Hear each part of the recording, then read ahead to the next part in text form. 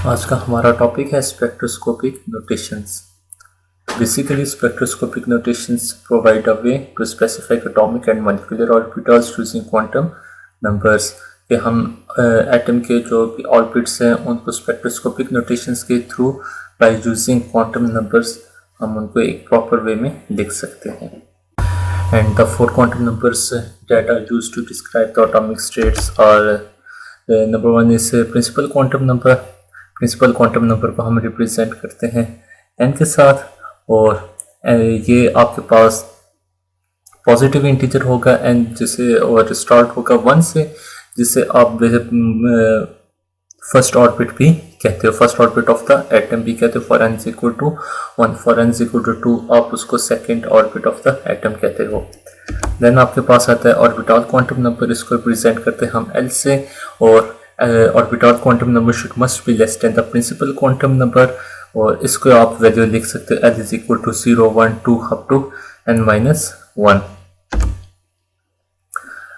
Spectroscopic notations के अंदर हम ऑर्बिटल क्वांटम मैकेनिक्स की अल्फाबेटिक वैल्यूज को यूज करते हैं instead of numeric values. Like l is equal to 0 के लिए हम अल्फाबेटिकली s यूज करेंगे, 1 के लिए p, 2 के लिए d, 3 के लिए f, 4 के लिए g और इसी तरह आगे हम अल्फाबेटिकली चलते जाएंगे। लाइक 5 के लिए h यूज करने से हम चलते जाएंगे। उसके बाद तीसरा हमारे पास आता है मैग्नेटिक क्वांटम नंबर, इसको हम रिप्रेजेंट करते हैं m के साथ। मैग्नेटिक नाम इसलिए भी है क्योंकि इसके जो इफेक्ट है वो मोस्ट डोमिनेंट उस वक्त होता है जब आप इसको एटम को आप मैग्नेटिक फील्ड के अंदर प्लेस करते हो, एक्सटर्नल मैग्नेटिक फील्ड अप्लाई करते हो।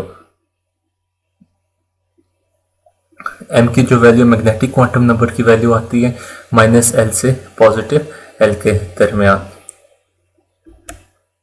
उसके बाद तीसरा हमारे पास आ गया स्पिन क्वांटम नंबर, इसको हम रिप्रेजेंट करते हैं s के साथ और इलेक्ट्रॉन के केस में इसकी वैल्यू होगी या +1/2 और -1/2। तो ये थे हमारे पास 4 क्वांटम नंबर जिनको यूज़ करके हम स्पेक्ट्रोस्कोपिक नोटेशंस को एक्सप्लेन करते हैं या एटम की स्टेट को हम लिखते हैं। अब एक लिखने का जो तरीका है स्पेक्ट्रोस्कोपिक नोटेशन में एटॉमिक लेवल का, वो है आपके इस फॉर्म में लिख दो n, l सबस्क्रिप्ट में आपका होता है j। n stands for the principal quantum number, l stands for the orbital quantum number and j is the total angular momentum being given as j is equal to l plus s, where l is the orbital quantum number and s is the spin quantum number whose value is either +1/2 or -1/2।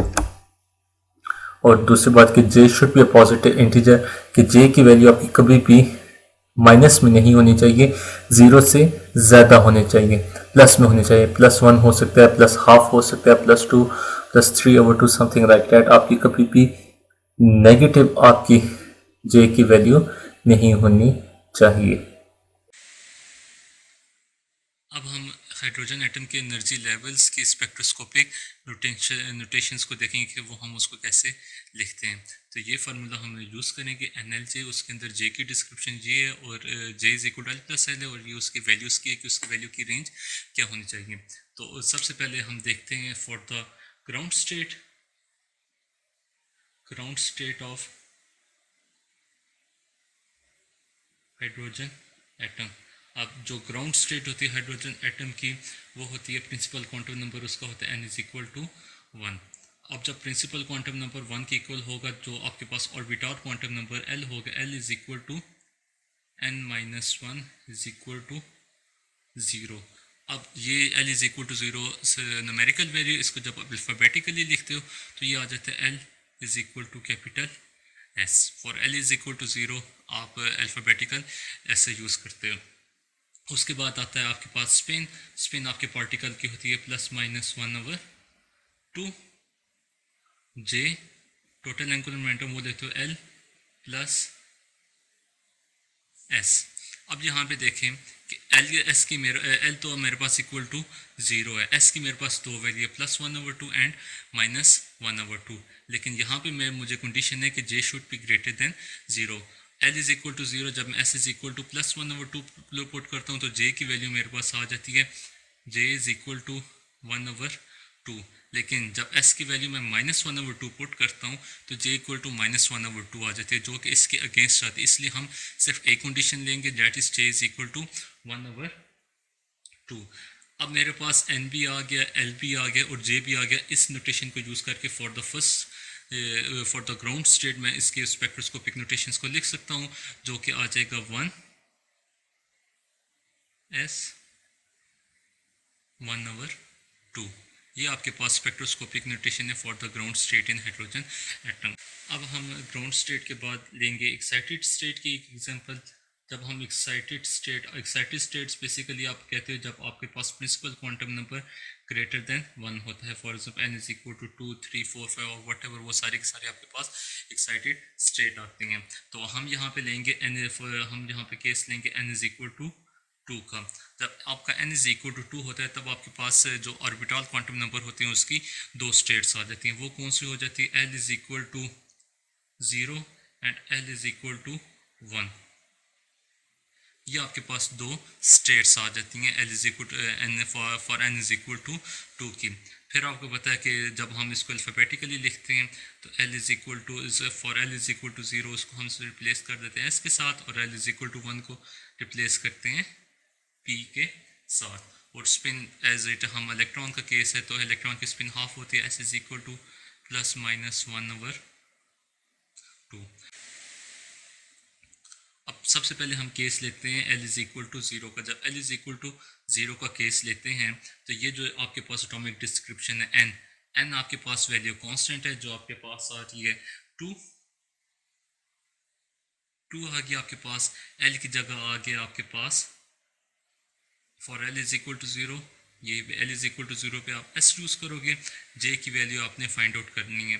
तो ये आपके पास आएगा j is equal to, l की value आपके पास है 0, again +-1/2 था, माइनस आप यूज़ नहीं करोगे क्योंकि j in that case minus हो जाएगा, तब आप यूज़ करोगे प्लस, तो j की वैल्यू हो जाएगी j इज इक्वल टू 1/2। तो इस तरह से for n is equal to 2 and l is equal to 0 excited state में जो आपके पास स्पेक्ट्रोस्कोपिक नोटेशन बन जाएगी वो बन जाएगी 2s 1/2।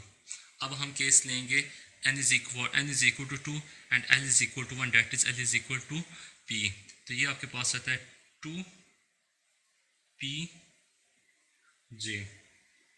अब यहाँ पे आपके पास j की आगे 2 वैल्यूज आ जाएंगी, एक आ जाएगा j इज इक्वल टू 1/2 और एक आ जाएगा j इज इक्वल टू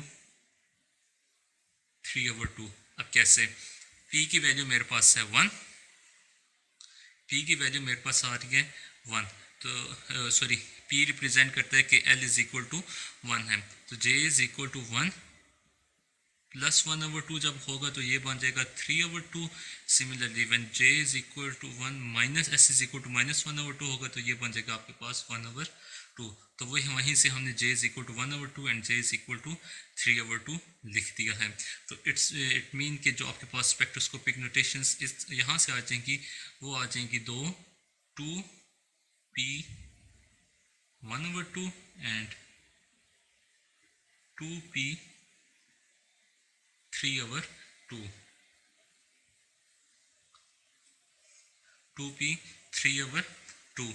अब for n is equal to 2 के लिए जो आपकी टोटल स्टेट्स बनी है, लेवल्स बने हैं, वो 3 levels. n is equal to 1 के लिए आपके पास सिर्फ एक लेवल था और n इज इक्वल टू 2 के लिए आपके 3 लेवल बन गए हैं। अब इसी तरह आपका एक होम टास्क है, अब आपका एक होम टास्क है,